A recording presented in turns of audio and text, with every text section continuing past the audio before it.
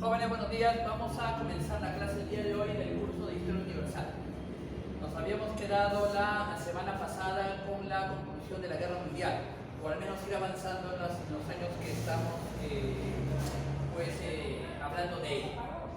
Nos habíamos quedado en el año de 1943, el año decisivo, ¿no?, en que la guerra está en la punta.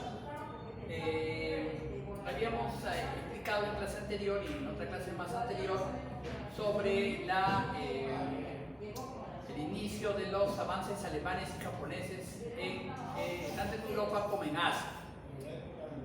Los alemanes pues conquistan Europa y esta conquista de Europa les sirve a ellos como plataforma para atacar a su enemigo mortal, la Unión Soviética, y con ello pues hacerse invulnerables y fuertes en el continente europeo. Pero la derrota de los alemanes en el frente ruso prácticamente como que paralizó sus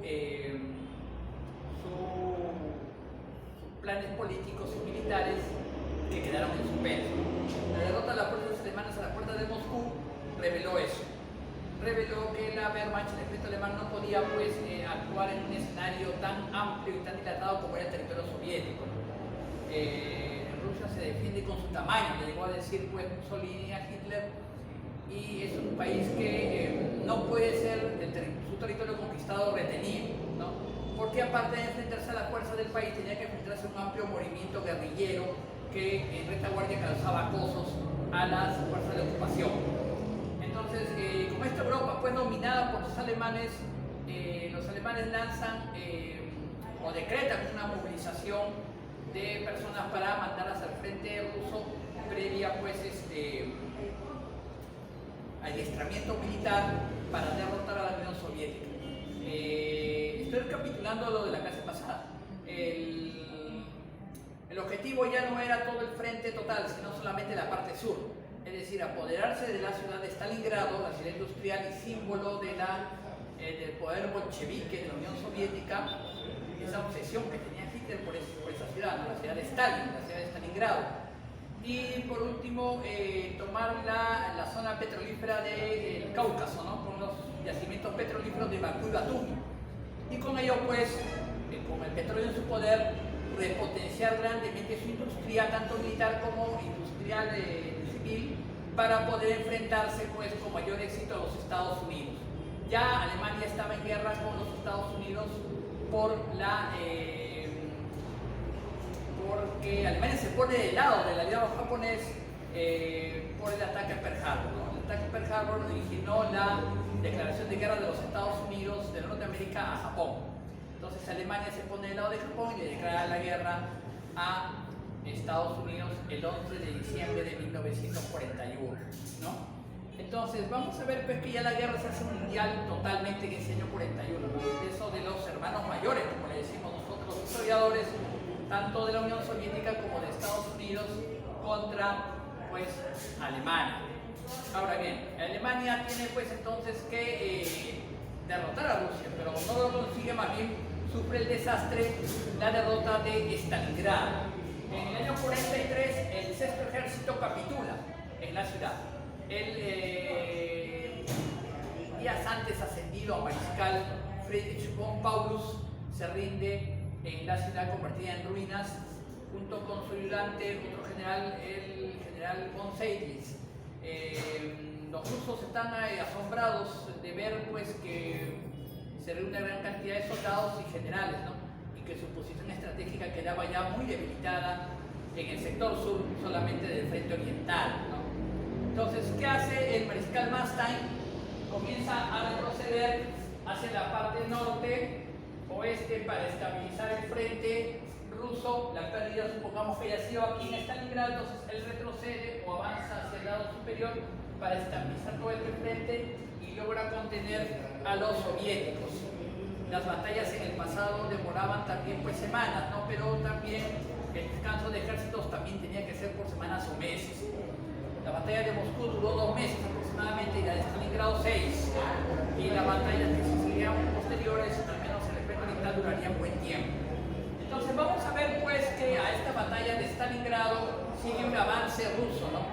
Un avance ruso de invierno que es frenado por los alemanes y estabilizado en el frente para marzo de 1943. Sin embargo, los ejércitos rusos habían empujado hacia adelante las líneas alemanas, pero estas responderían posteriormente con una batalla de verano. Los alemanes planeaban eso, entonces será una de las batallas más importantes de la guerra, la batalla del Arco de Kursk.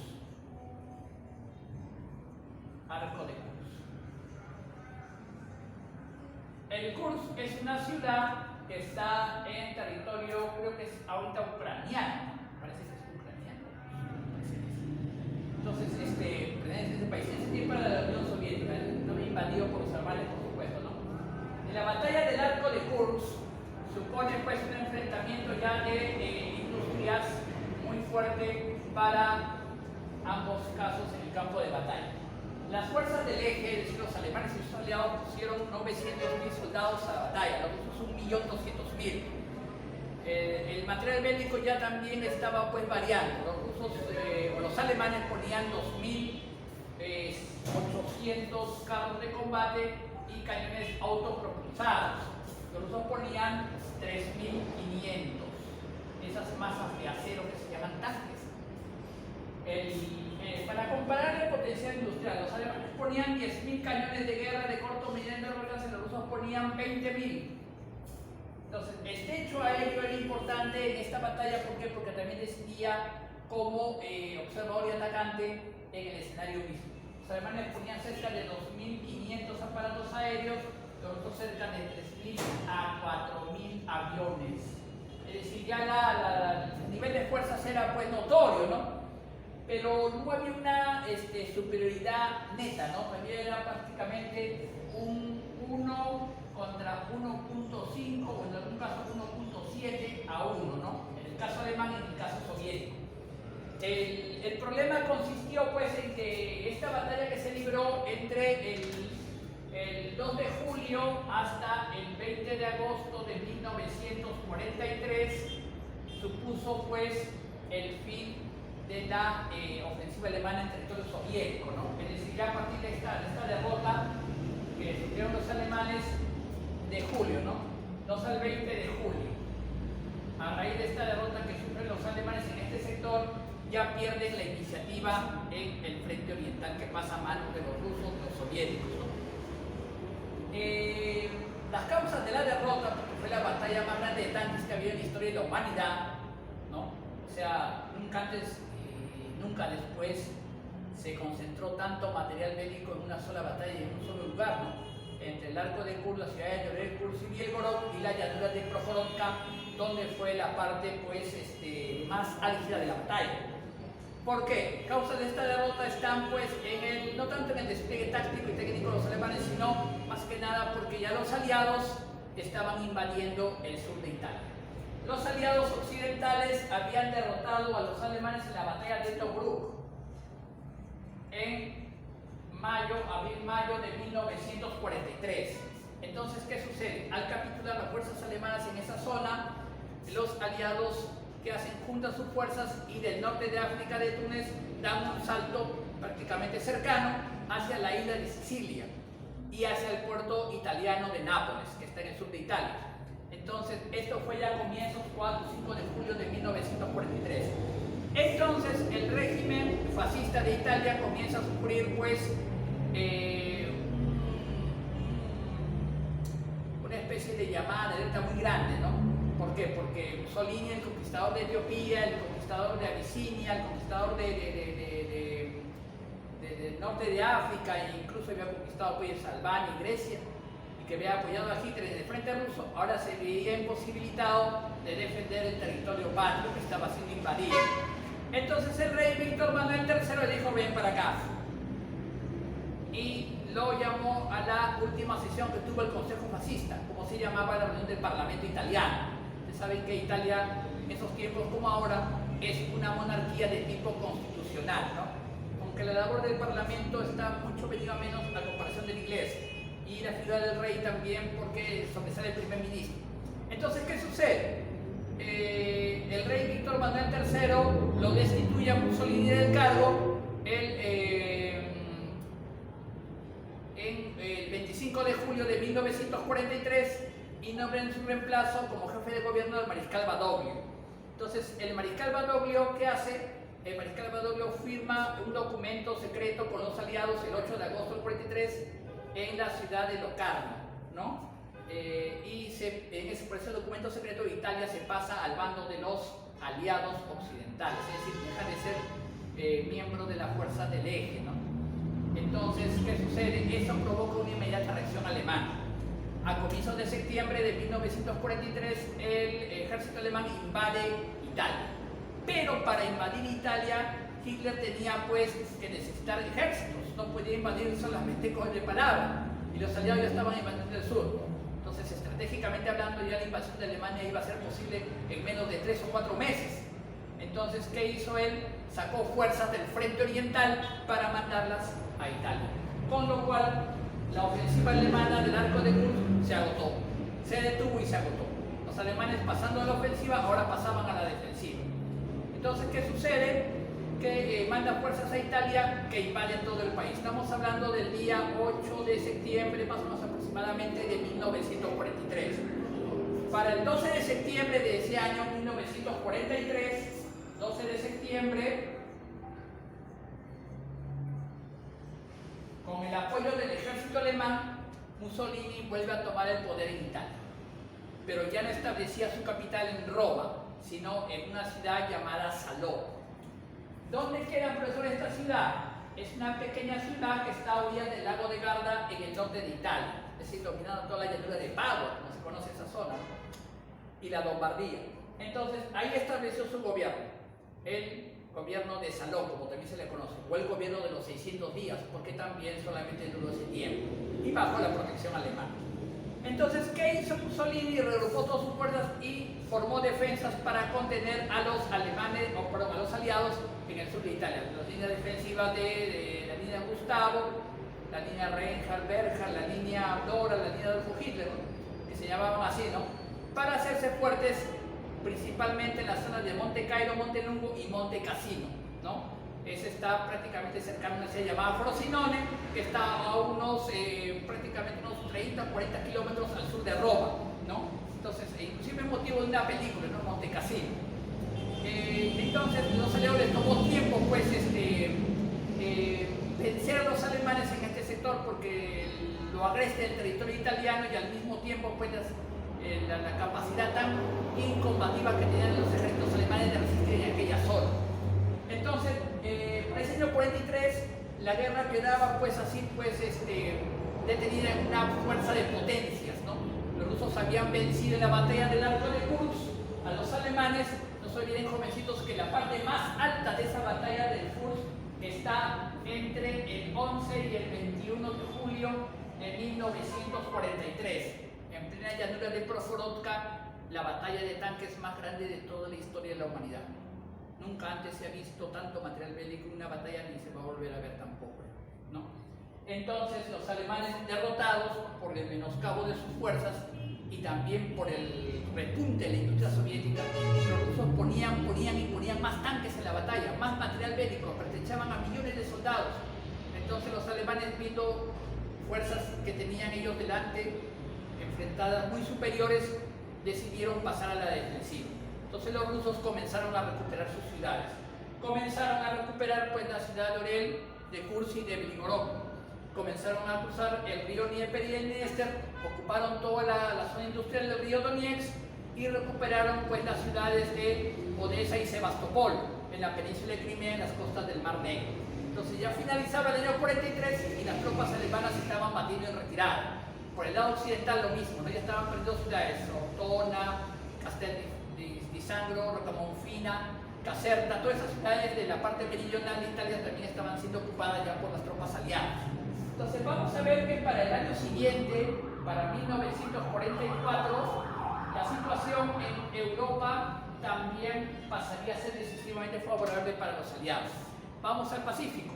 En el Pacífico, pues, los americanos inician una serie de desembarcos en islas estratégicas, como por ejemplo las Islas Salomón y las Islas Gilbert.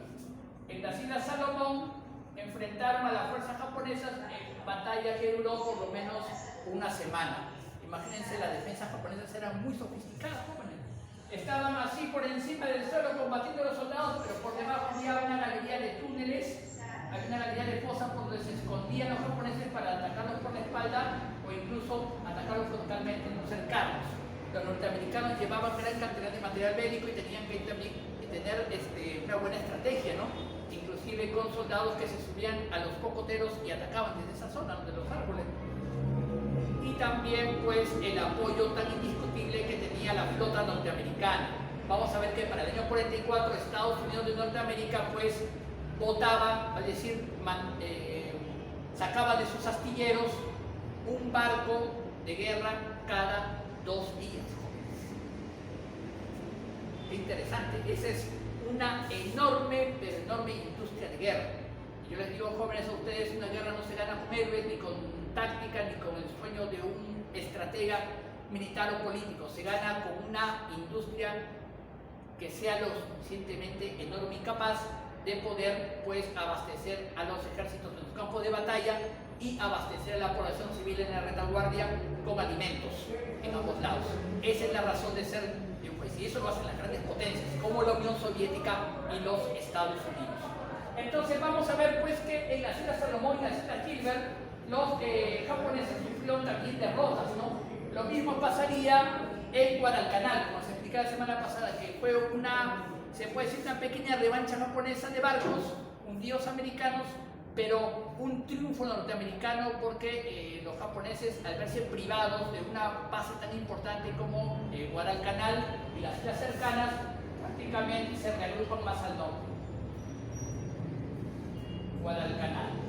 Estamos hablando también pues, de otras islas importantes como Isla Marshall, la isla Saipán, ¿no? Que prácticamente determinaron este cambio en la guerra en el Pacífico. Ahora bien, como punto final para este año podría decir que sucedió, ¿no?, la famosa reunión de los llamados Tres Grandes. ¿Quiénes eran los Tres Grandes? El presidente de Estados Unidos, Franklin Delano Roosevelt, el primer ministro inglés, Winston Churchill, y el primer ministro soviético, Joseph Stalin. ¿En dónde fue? Fue en Teherán. Teherán es una ciudad hoy capital de del país de Irak. En ese tiempo se llamaba, pues, de Irán, ¿no? Ese país antiguamente se llamaba Persia, ¿no?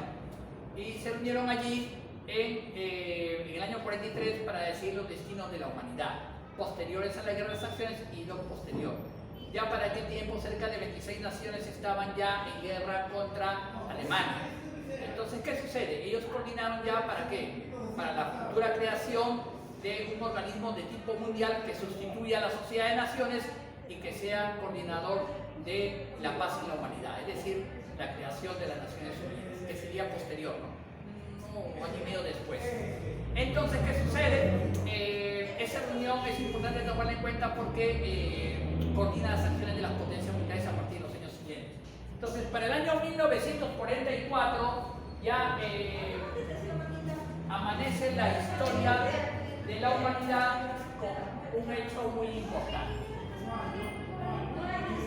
El 27 de enero de ese año de 1944, las fuerzas alemanas que cercaban la ciudad de Leningrado se retiraron.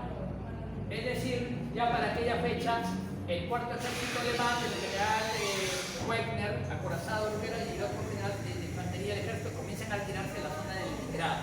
Es decir, el cerco de los 900 días que había comenzado el 15 de septiembre de 1941 finalizaba el 27 de enero de 1944 con una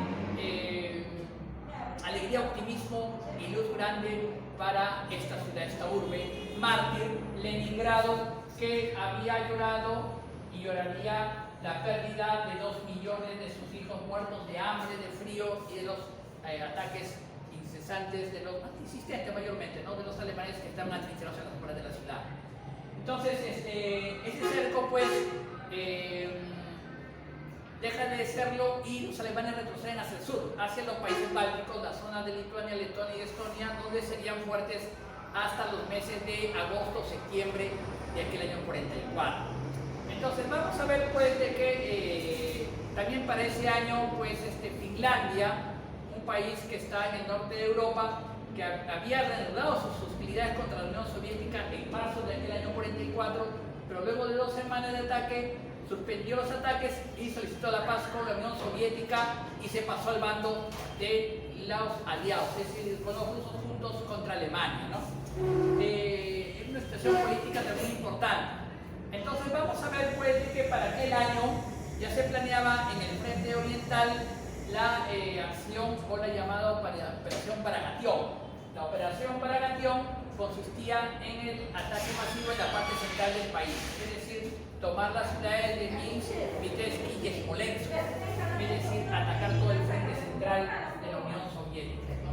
Entonces, esta acción de guerra, que fue mandada por el gran mariscal de la Unión Soviética, uno de los mejores generales de la Guerra Mundial, por no decir el único comandante en jefe más importante de la Segunda Guerra Mundial, el gran mariscal soviético Georgi Zhukov.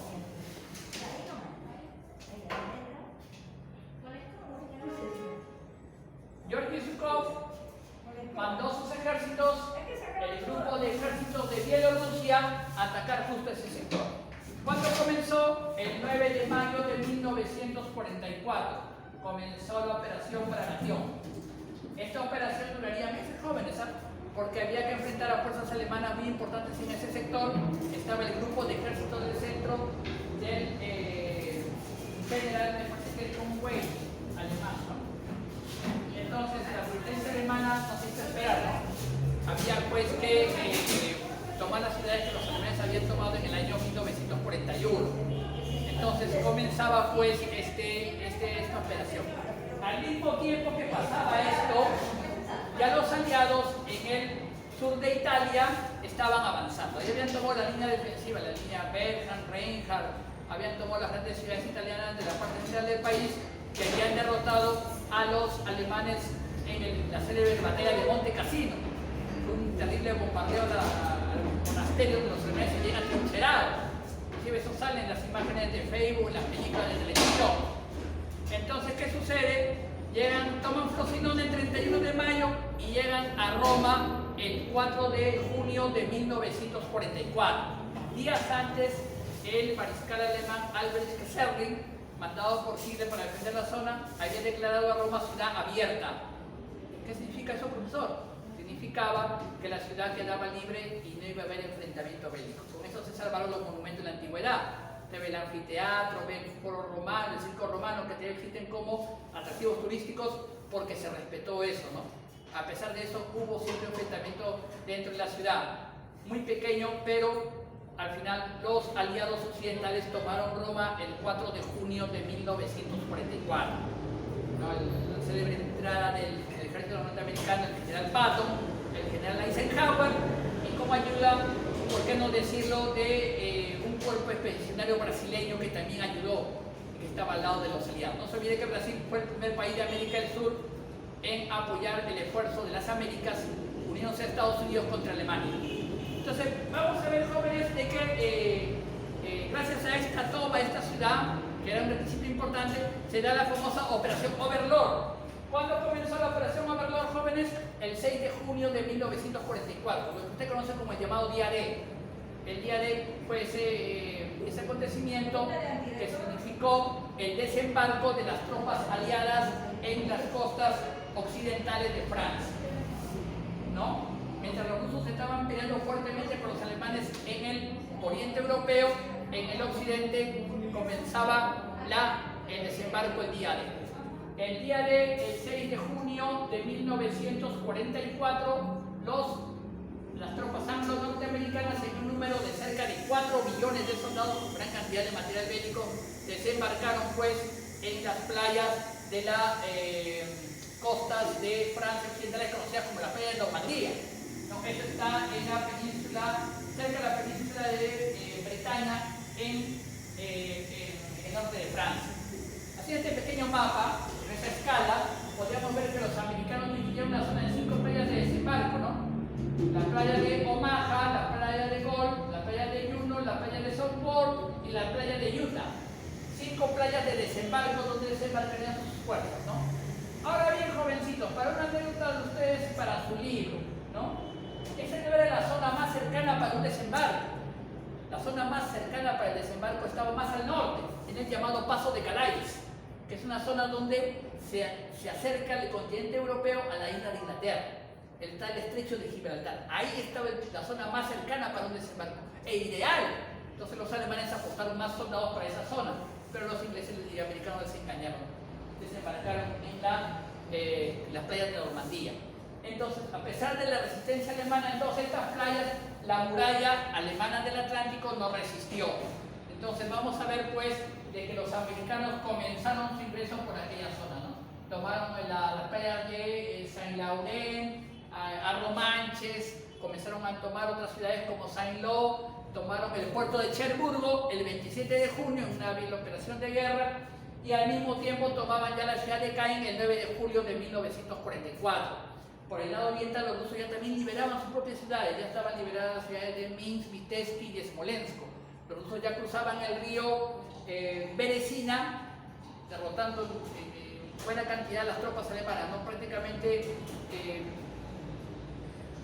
dispersando 5 ejércitos alemanes y capturando o aniquilando 17 grandes divisiones de la Wehrmacht para aquel tiempo y para aquel sector. Mientras eso pasaba, otros ejércitos rusos por el lado sur estaban ya avanzando hacia Ucrania occidental y estaban ya entrando también en el país llamado Moldavia, ¿no? Cuya capital Chisinau también ya estaba resistiendo por parte de fuerzas alemanas que estaban allí como resistencia última, ¿no? Y también ya estaban penetrando en algunos sectores del sur oriente de Polonia. Ese es el panorama para aquel año de 1944. Estamos hablando ya de 2 frentes de guerra contra Alemania, ¿no? Entonces, la situación para los alemanes se puso aún peor. Para mediados de julio, las tropas alemanas son cercadas en un territorio llamado Falaise.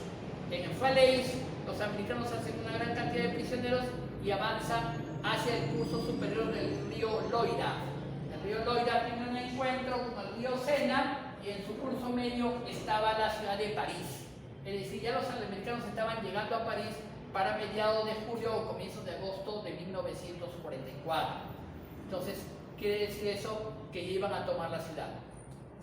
París fue tomada el 25 de julio de 1944, 25 de agosto de 1944. Es interesante notar, ¿no? Es interesante notar que ese mismo día los ejércitos rusos también entraban victoriosos en Bucarest, la capital de Rumania. Estamos hablando entonces, París y Bucarest fueron tomadas el mismo día, pero en sectores diferentes, 25 de agosto de 1944. París, la capital de Francia, y Bucarest, la capital de Rumania, en ambos sectores diferentes. Entonces ya el avance de los aliados se hizo más rápido, ¿no? Entonces ya en una semana siguiente ya estaban completados los territorios franceses liberados: Verdun, Nancy, Estrasburgo, la parte norte, Dunkerque, Calais, y estaban invadiendo Bélgica.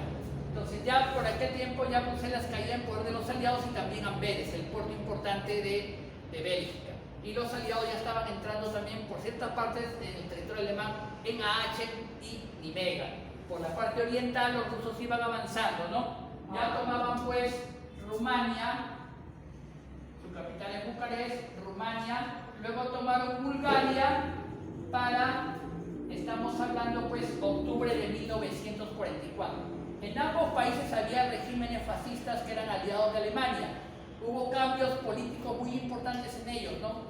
Por ejemplo, el primer ministro rumano Ion Antonescu fue depuesto por un golpe de Estado y tomó el poder un representante del socialismo pues, rumano, Oria Sima, llamado él, que pactaría con los rusos.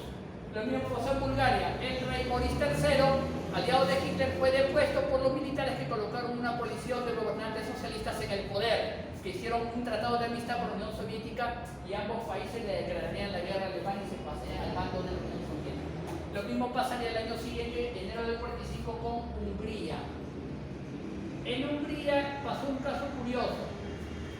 El regente, el gobernante de este país, que era de un partido fascista alemán llamado Albrecht Horthy, casi muy parecido, fue secuestrado por los alemanes y mandado a Alemania como prisionero. Es decir, el país estaba bajo protectorado alemán. y recién pues se le dejó cierta categoría de libertad para octubre o noviembre de aquel año, donde un partido pues, que estaba en la sombra, ¿no? Llamado Cruce de Flechas, tomaría el poder con su representante Ferenc Salaz, ¿no? Entonces duró unas cuantas semanas, por decirlo así, ¿no? O meses, ¿no?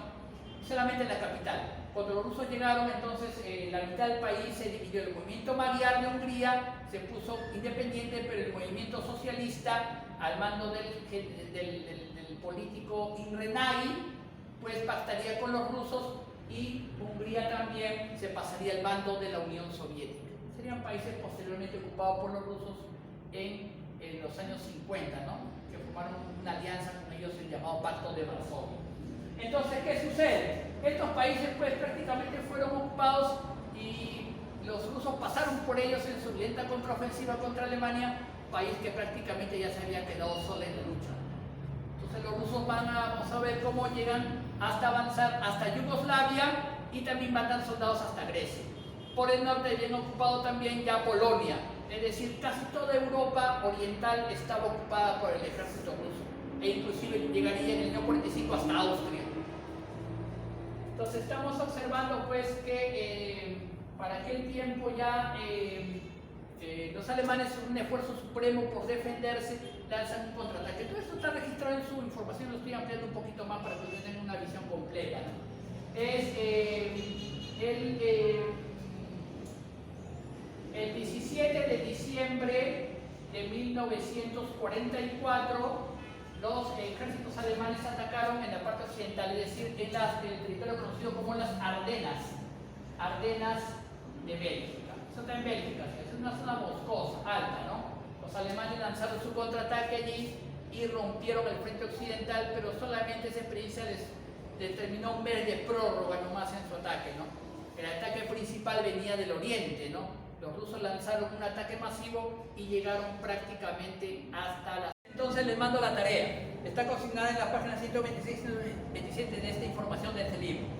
Ahora bien, usted va a desarrollar las preguntas que están allí, pero en la página 127 hay 3 preguntas donde dice aplicamos lo aprendido. La pregunta número 1 no me lo haga de manera grupal porque lo mando por grupo, sino de manera individual. Y a media página o una página si usted puede, ¿no? Si usted lo ve conveniente. La pregunta 2 no lo haga, porque es ver una película y un video forum que no tenemos nosotros ni tampoco lo tiene usted a la mano, ¿no? Que es una película o 2 películas que no están. Entonces, solamente la 1 y la pregunta 2, no, la 1 cambia de dirección, debe ser individual, y la segunda no se hace. ¿Ya jóvenes? Entonces, la parte final de la guerra la vamos a ver la próxima semana con su cuestionario. Muchas gracias, permiso.